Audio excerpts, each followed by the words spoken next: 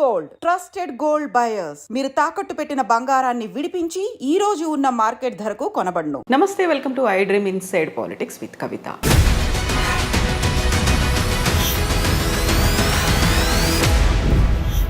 అక్రమంగా అమెరికాలో చొరబడ్డటువంటి వలసవాదుల్ని చేతులకి కాళ్ళకి సంకెళ్ళు వేసి మిలిటరీ విమానంలో పంపించేస్తోంది అమెరికా. అందులోనూ మన భారతీయులు కూడా ఉన్నారు. అయితే దీనిపై విపరీతమైనటువంటి విమర్శలు, వివాదాలు మొదలైపోయాయి.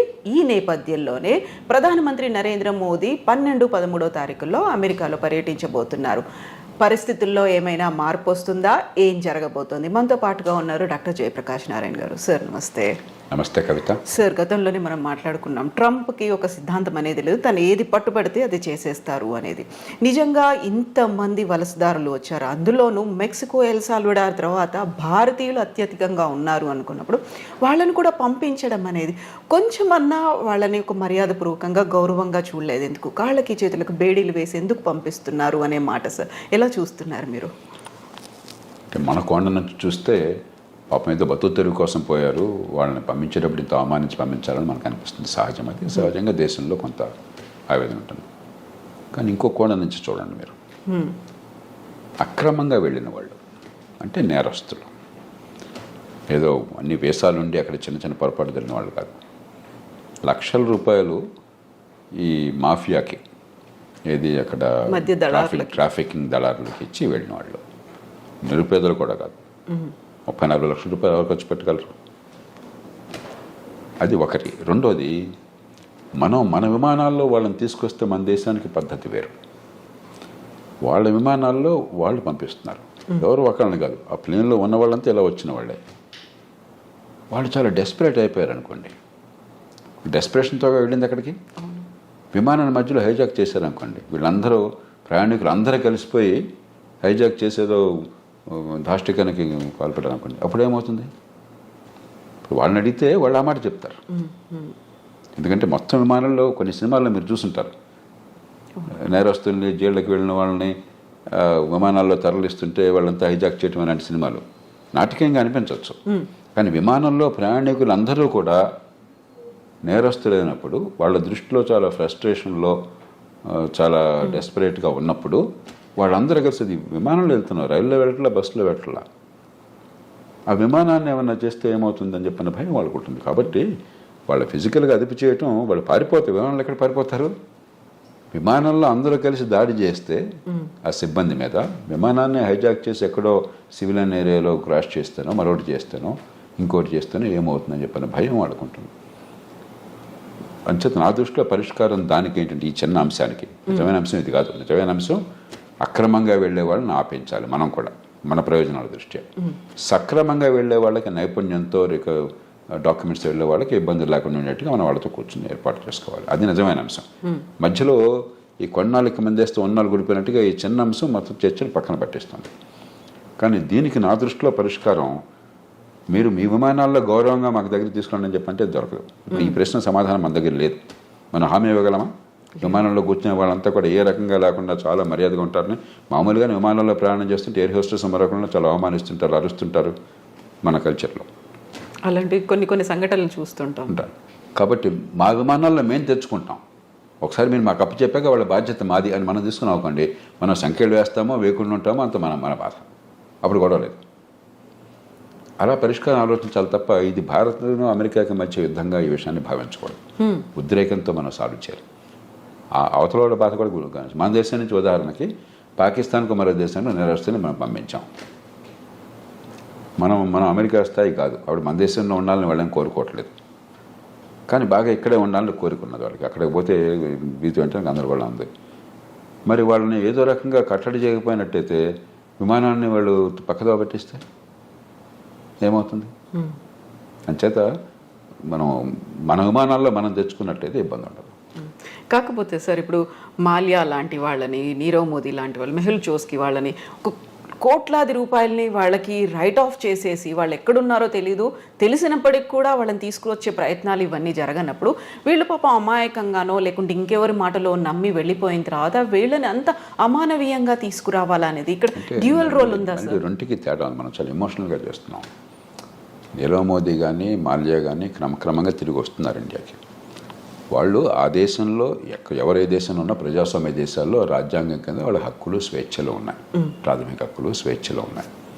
దాని ప్రకారం డ్యూ ప్రాసెస్, కోర్టులకు వెళ్ళటం, ఎక్స్ట్రడిషన్ కోసం మనం కోరితే ఈ కారణంగా మమ్మల్ని పంపించదని వాళ్ళు కోరటం, చివరికి కోర్టు తీర్పు అవటం, అంతా కూడా వాళ్ళు డబ్బులు ఉన్నాయి కాబట్టి మంచి లాయర్లు పెట్టుకుంటారు, కోర్టులకు వెళ్తారు.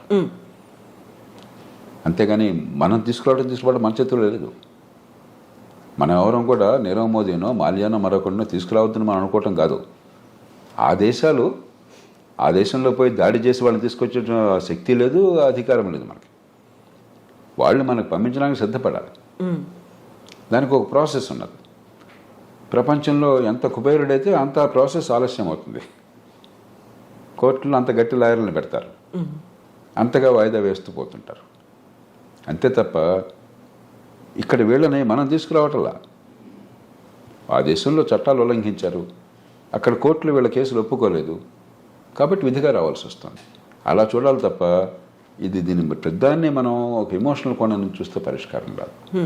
సో ఇప్పుడు టారిఫ్లు విధించడం అనేది అమెరికాకి ఏ దేశం నుంచి స్టీల్, అల్యూమినియం ఇలాంటివి వచ్చినప్పటికీ కూడా 25% వాళ్ళ మీద సుంకాలు విధిస్తాము అనేటువంటి ఒక ప్రకటనతో పాటుగా ప్రతి చోట కూడా ట్రంప్ తన మార్కును చూపిస్తున్నాడు అనే మాట వినిపిస్తోంది. అదే సమయంలో పొద్దున ఒక మాట చెప్తున్నాడు, మధ్యాహ్నం ఇంకో మాట చెప్తున్నాడు, సాయంత్రం ఇంకో మాట చెప్తున్నాడు.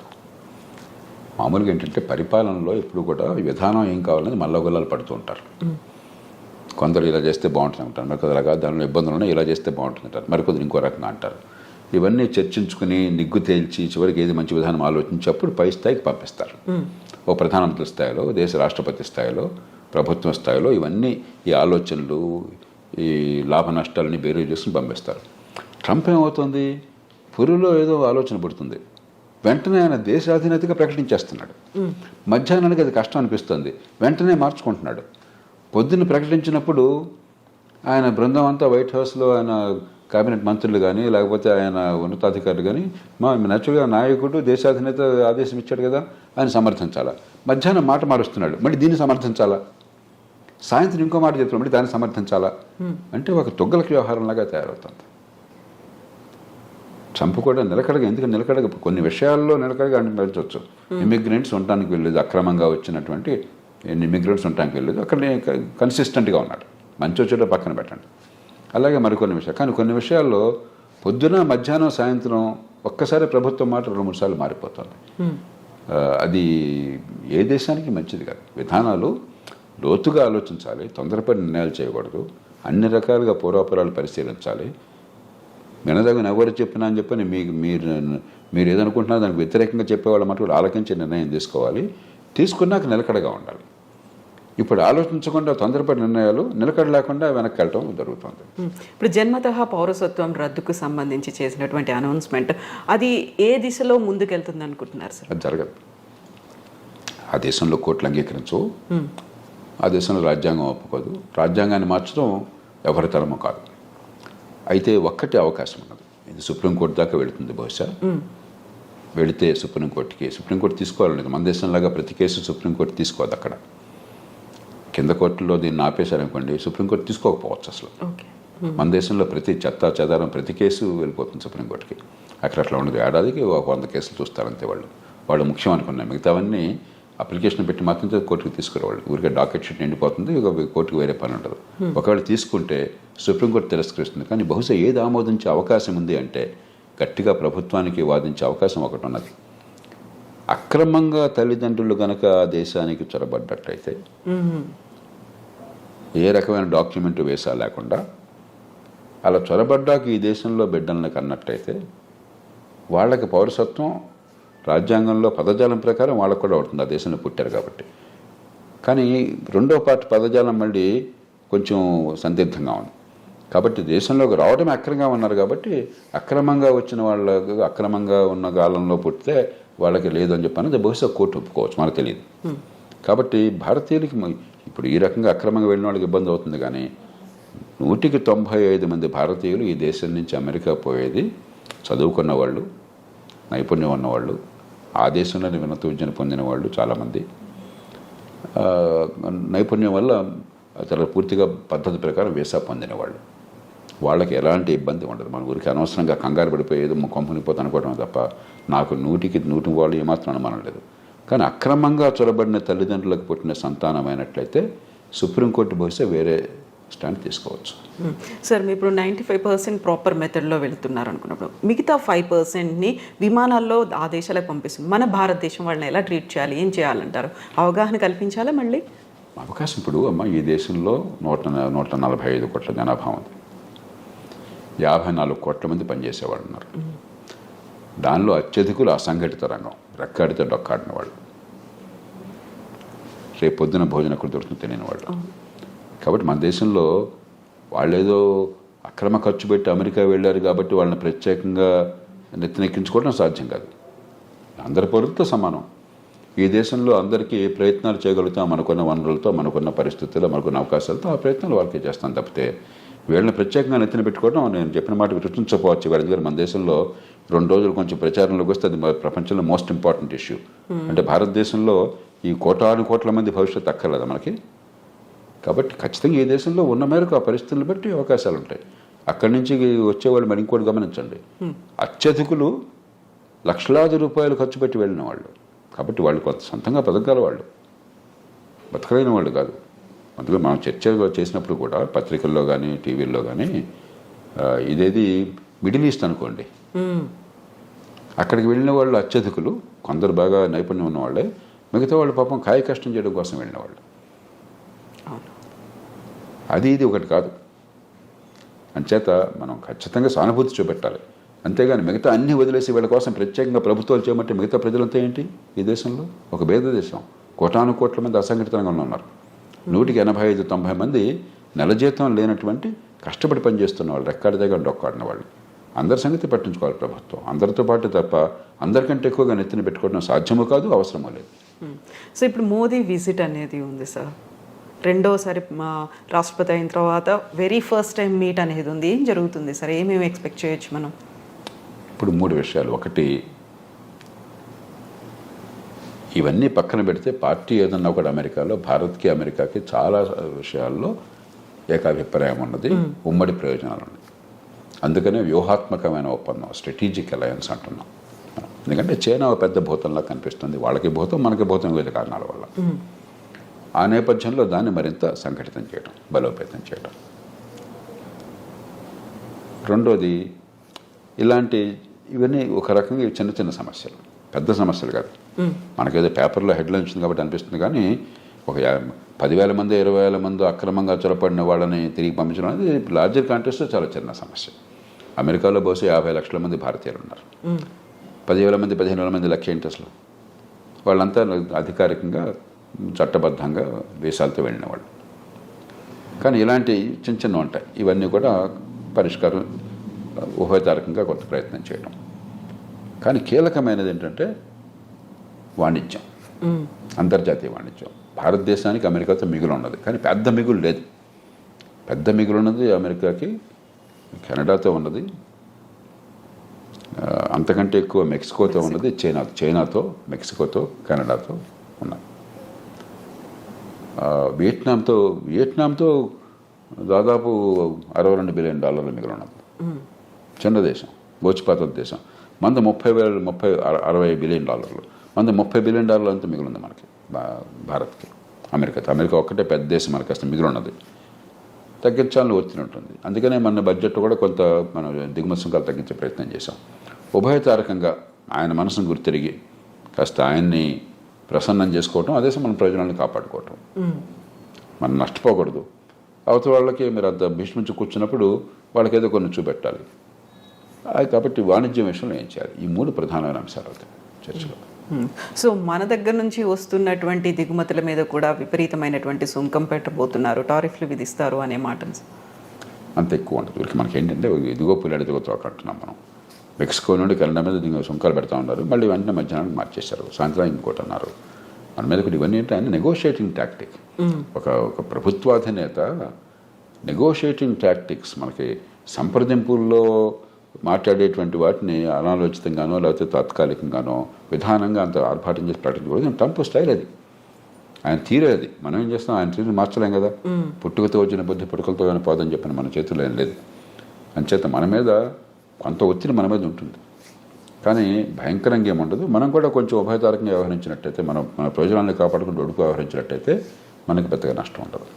సో ఫస్ట్ 100 డేసే కీలకమైనప్పుడు మీరు చెప్పినట్టుగా ఇన్ని కన్ఫ్యూజింగ్ నిర్ణయాలు పూటకొకటి మారుతూ ఉన్నప్పుడు వాట్ అబౌట్ మిగతా టెన్యూర్ అనేది ఎలా ఉంటుంది అనుకోవచ్చు సార్? ఇప్పుడు అమెరికాకి ఏమవుతుందో అమెరికా వాళ్ళు చూస్తుంటారు, మీకు నాకు బాధపడాల్సిన అవసరం లేదు. ప్రపంచానికి ఏమవుతుందని ఆలోచించాలి. ఏమవుతుందంటే అమెరికా తిరుగులేని నాయకత్వం ఉన్న దేశం. ఆర్థికంగా కానీ సైనిక పరంగా కానీ ప్రపంచంలో కాస్త ఏమనాలి, ఒక కోఆర్డినేషన్, కొన్ని మౌలిక సూత్రాలు, కొన్ని మౌలికమైనటువంటి పద్ధతులు, అంతర్జాతీయ వాణిజ్యం కావచ్చు, మరొకటి కావచ్చు, ఇలాంటి విషయాల్లో అమెరికా ఒక పెద్ద పాత్ర వహిస్తోంది. అమెరికా ఆదర్శంగా ఉంటుంది. అది క్రమేణా పలచబడుతుంది ఇది కొనసాగితే. రెండోది, నిలకడలేని విధానాలు, పురుల్లో బుద్ధి పుట్టినట్టు ఏది పడితే అది తుక్కలకు విధానాలు కనిపిస్తుంటే మళ్ళీ అంతర్జాతీయ సమాజంలో అమెరికా నాయకత్వం తగ్గి చైనా గొప్ప దేశంగా అనిపిస్తుంది. వాళ్ళతో పోలిస్తే వీడమా ఉన్నారు, కాస్త పద్ధతి ఉంది, నిలకడ ఉందని చెప్పని. కాబట్టి ట్రంప్ కానీ ఆయన బృందం కానీ కొద్దిగా ఉభయతారకంగా వ్యవహరించకపోయినట్టయితే అమెరికా బలహీనపడి, అమెరికా నాయకత్వం బలహీనపడి చైనా నాయకత్వం పెరిగే అవకాశం ఉంది. భారతదేశానికి ఏనాడైనా సరే ఈ రెంటి మధ్య అమెరికా మేలు మనకి, మనం ఉన్న పరిస్థితుల్లో. కాబట్టి అది కొంచెం దీర్ఘకాలికంగా మనకు కొంత ఇబ్బంది ఉన్నది. కానీ ఇక అమెరికా అది కోరుకుంటే మనం ఏం చేయగలం, చూద్దాం ఏమవుతుంది. సో అప్పుడు మన దౌత్య వ్యవహారాలు కానీ మనం చేసేటువంటి ప్రయత్నాలు కానీ ఏమన్నా మార్పు తెచ్చే అవకాశం ఉందంట. అందుకనే ఇప్పుడు మనం చాలా జాగ్రత్తగా వ్యవహరిస్తున్నాం. పార్టీ ఏదైనా కూడా ఢిల్లీలో అధికారంలో ఉన్న పార్టీ అమెరికాతో మైత్రి సంబంధాలు మనకు తగ్గటం లేదు. అక్కడ ఏ పార్టీ ఉన్నా, మన దేశంలో ఏ పార్టీ ఉన్నా కూడా యూరప్తో సంబంధాలు మనం తగ్గించుకోవటం లేదు. చైనానే మనం శత్రువుగా తీసుకోవటం లేదు. సరిహద్దుల దగ్గర ఏమన్నా దాడి చేస్తే వాడు గట్టిగా తిప్పుతారు, ఎదురు తిప్పుతున్నాం తప్పితే చైనాని శత్రువు చూడట్లేదు. మనం చాలా సమావేశాల్లో చైనాతో కలిసి పనిచేస్తున్నాం. ఇదే సరే. అలాగే రష్యా ఎన్ని ఇబ్బందులు పెడుతున్నా కూడా యుక్రెయిన్ని, మన రష్యాతో వైరం పెట్టుకోవట్లా, ఇరాన్తో వైరం పెట్టుకోవట్లా. ఇది సరైన పద్ధతి. మన ప్రయోజనాలు మనకు ముఖ్యం తప్ప అమెరికా ఏం కోరింది, యూరోప్ ఏం కోరిందో మనకు ముఖ్యం కాదు. వాళ్ళకి నొప్పించకుండా, మనకి తానవ్వక నొప్పింపక మన ప్రయోజనాలను కాపాడుకోవాలి. నా దృష్టిలో మన ప్రభుత్వాలు చిత్తశుద్ధితో ఆ ప్రయత్నాలను చేస్తున్నాయి. అవి కొనసాగించాలి.